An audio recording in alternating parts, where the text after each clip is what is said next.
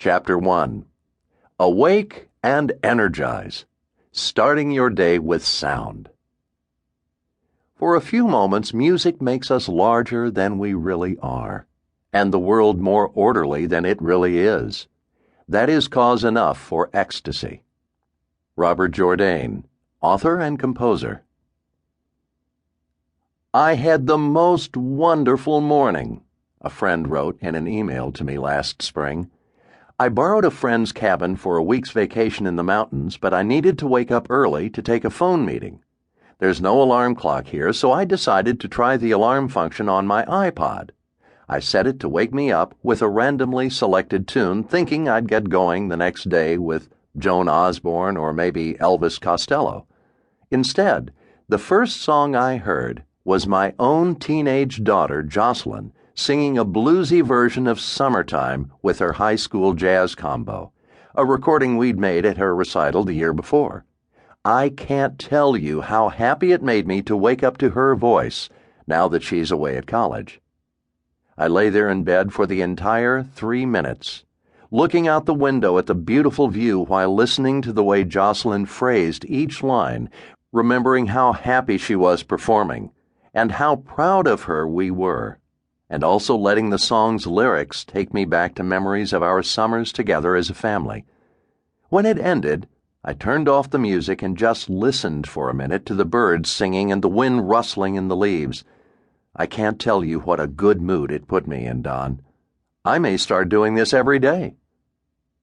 I had to laugh reading her words, knowing how much this type A friend of mine, a big city reporter, depends on her morning routine of competing high-volume radio and TV news and traffic reports, ringing telephones, multiple cups of coffee, a hasty conversation with her husband as he loads the dishwasher and switches it on, and 5 minutes play with her yapping fox terrier before she even gets out the door and off to work.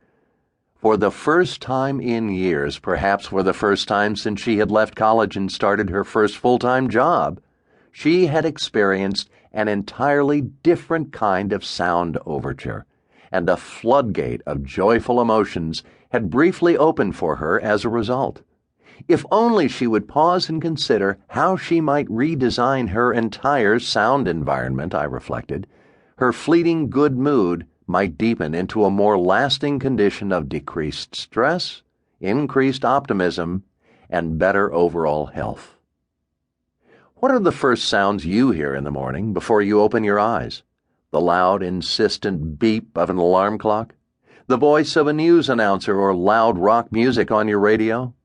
The noise alarm of a crying baby or honking horns and other traffic noise outside your window? Or are you one of the lucky ones who awakens to just the simple sounds of nature? Wind rustling in the trees, a rushing brook, the singing of birds tuning up like an orchestra before the great symphony of your day.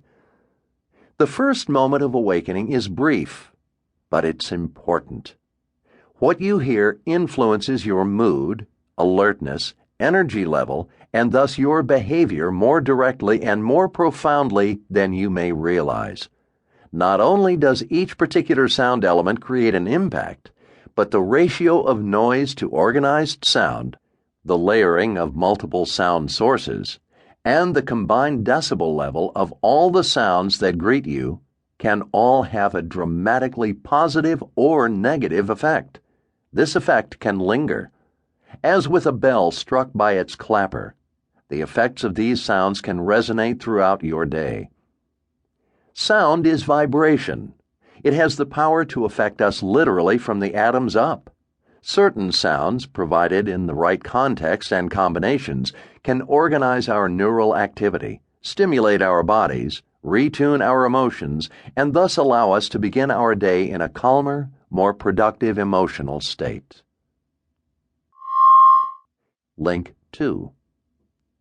For centuries, the organizing effects of sound and vibration on matter have fascinated scientists, from Galileo Galilei in the 1600s to the 20th century Swiss physician Hans Jenny, who dubbed the phenomenon cymatics. Here you can see for yourself sound's power to organize grains of sand scattered randomly across a flat surface.